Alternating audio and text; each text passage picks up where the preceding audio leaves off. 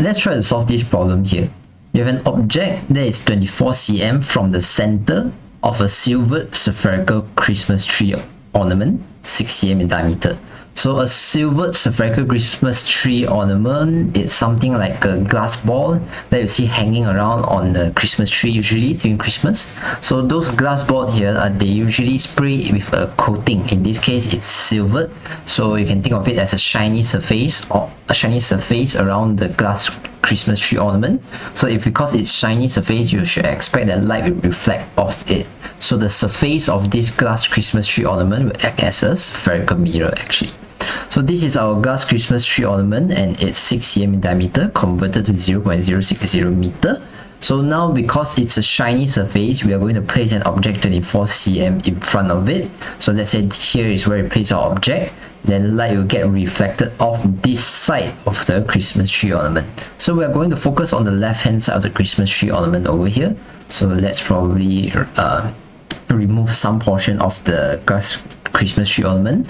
We only focus on this part over here. So this is a typical convex spherical mirror. So this is a convex spherical mirror, and when we talk about spherical mirror, it's important that we locate where is the center of curvature and where is the focal point, right? So since this is a spherical mirror and we trace out this circular shape over here, the center will be at the middle and your focal point will be in the midpoint between the vertex and the center of curvature. So this is where you find your focal point.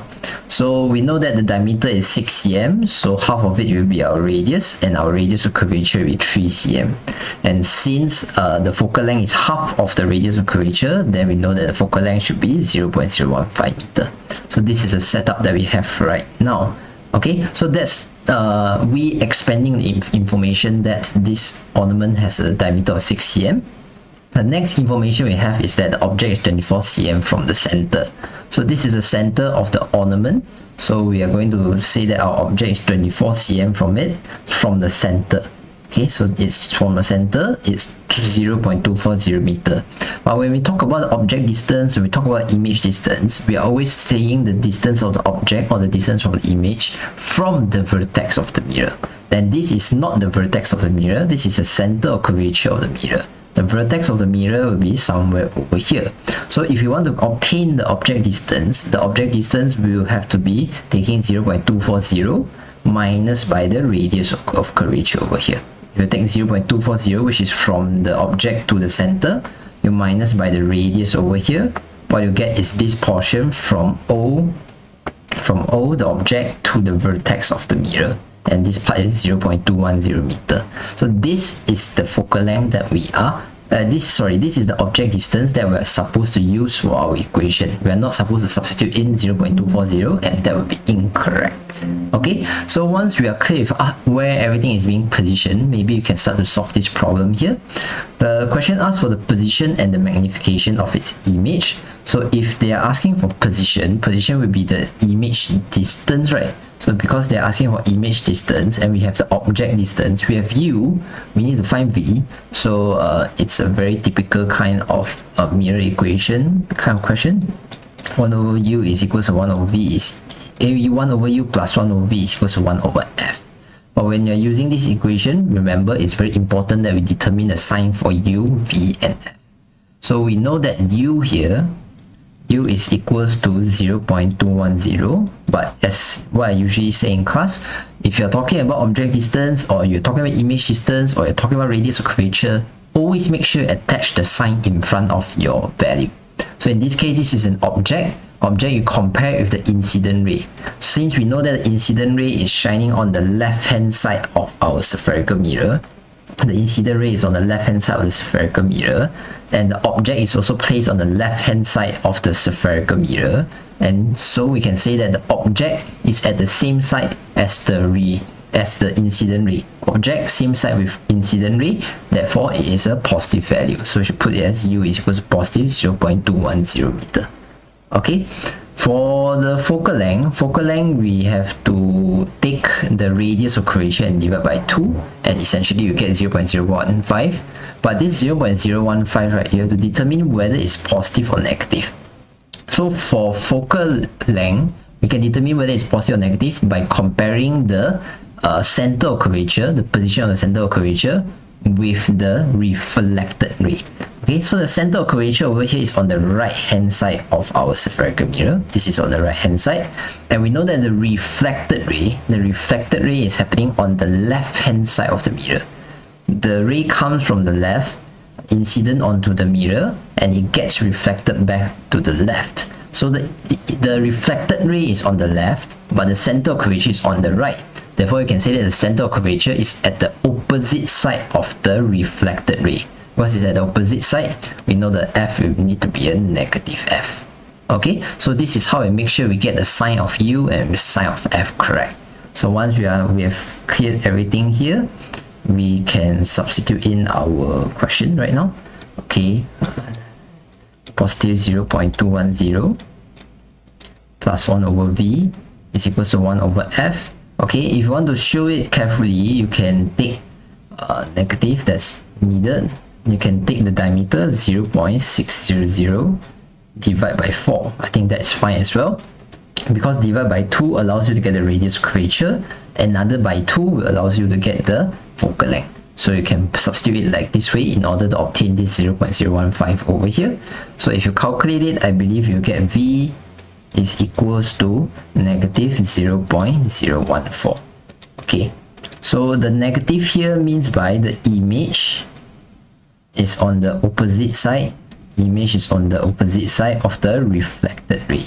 Okay, so since we know that we have mentioned just now, the ray gets reflected to the left hand side of the lens of the mirror. So the reflected ray is on the left hand side. Image is opposite the reflected ray, so the image should appear on the opposite side of the mirror, which is the right hand side of the mirror. So you should expect that the image to be formed somewhere on the right hand side over here. So from the vertex, you are going to drag out 0.014 meter to the right, because that's where the image will be found. Okay, so you can find your image somewhere around this region over here. Maybe it's less than the focal point, somewhere between the vertex and the focal point, because 0.014 is less than 0.015. So you should probably see our image somewhere around here. Okay, so to do a bit of recall, this is a convex mirror, right? If this is a convex mirror, we know that it can only produce one type of image, which is a virtual, upright, and diminished image. Okay, so later we need to make sure we are obtaining an image that is virtual, upright, and diminished. Okay, so this is the position of the image, but we still haven't figured out the magnification of the image. Well, magnification is nothing too difficult about it. M is just negative v over u. Okay, so negative v is negative 0.014 divided by your u over here is positive 0.210.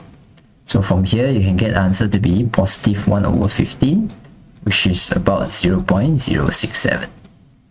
Okay, positive. Okay, now if you see m is positive means that your image is above the optic axis, or in other words, your image is upright.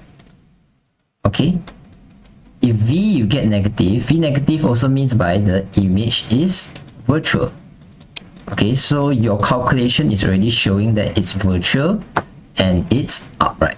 Then next, if you look at the value over here, this value 0.067 over here, because the value here is less than 1. Okay, because the value here is less than 1.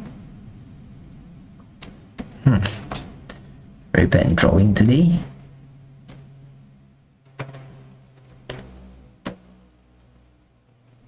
Since the value is less than 1, we can say that the image form will be diminished. If it's equals to 1, that means the image and the object has the same size. If it's larger than 1, that means the image is larger than the object. But if it's less than 1, which is the case right now, the image is smaller than the object. So in that case, we can say that the image is diminished. Okay, so just by looking at the values over here, we can really determine the characteristics. The characteristics is virtual, upright, diminished, matching the characteristics that I mentioned just now. For convex spherical mirror, the image must be virtual, upright, and diminished. Okay, so that describes question C actually, because question C asks for the characteristics of image.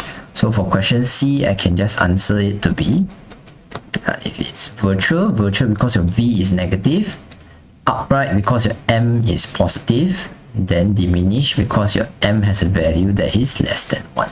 I'm talking about the modulus value of m. I'm not talking about sign. Just by purely looking at the value without the sign, it is less than 1. I'm not including a sign when I'm talking about less than 1, more than 1, or equals to 1. It's all without the sign, or you can think of it as the absolute value is less than 1. Okay, so you have answered question A, you have answered question C. Question B asks us to sketch a principal ray diagram showing the formation of the image. So well, I already roughly lay out the position of everything. Let's try to sketch a principal ray diagram right now. So you have your first ray over here aiming towards the center of curvature over here. This green ray here is incidenting on the mirror while aiming towards the center of curvature. So if you're aiming at the center of curvature, essentially you are hitting onto the normal of the spherical glass mirror. Okay, the more normal means by the 90-degree line. So because you are hitting through the normal, you get reflected along the normal as well. Means by your reflected ray should be along the same way as the incident ray. You are not going to bend to other angles. Which direction will come? You just go back in the opposite direction. Get reflected back in the opposite direction. So that's the first ray.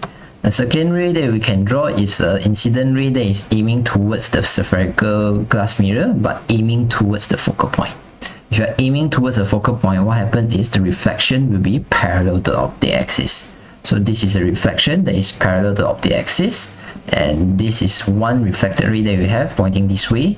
You have another reflected ray pointing this way. So both of the reflected ray are actually diverging. Okay, ray 1, the reflected ray 1 and reflected ray 2, they are getting further and further away from each other. So for these kind of cases, if we want to determine the image, right, we have to draw an extension line to the other side of the mirror. Okay, we should take the reflected ray, which is the ray over here and the ray over here. We should take the reflected ray and extend, or you can say extrapolate the value, the reflected rays to the other side of the mirror where light cannot pass through. You know light cannot pass through the right hand side over here, but if we extend the reflected ray, this is a reflected ray, if we extend it together with this second reflected ray pointing to the left, which we extend it, you see that these two extensions here, actually they will intersect at a specific point over here. So this point where the two extension intersect will be this point where your image is found. So I label here as an arrow. I label it with an arrow and label it with a symbol I representing image. So this is where the image is found. And if you want to label the distance is 0.014, and negative means that it's virtual or it's opposite reflected ray. Reflected ray on the left, so opposite will be on the right. So that's why you pull out 0.014 meter from the vertex to the right, and that is the position where you find your image. Okay, so if we want to determine the characteristics of the image, you can see that this is an extension of the ray. This is not real light that arrive at the image. So since this is not real light, it is a virtual image. It's formed by this dotted line extension over here. So it's virtual. Upright is because it is pointing upwards. It is not flipped. It is not pointing downwards. It is still above the optic axis. Whereas diminished, we can see that the object is initially quite large, but after its light being reflected, everything, we see that the image form is actually much smaller compared to the object, which matches with what we say over here, like it's about 1/15. So this image here, if you times 15, you get the size of the object. Okay, so everything matches with the calculation. The calculation makes sense, the characteristics make sense, and also this ray diagram here also makes sense. So that is how we solve this problem in order to determine the position and magnification of the image, to sketch a principal ray diagram, and also to describe the characteristics of the image.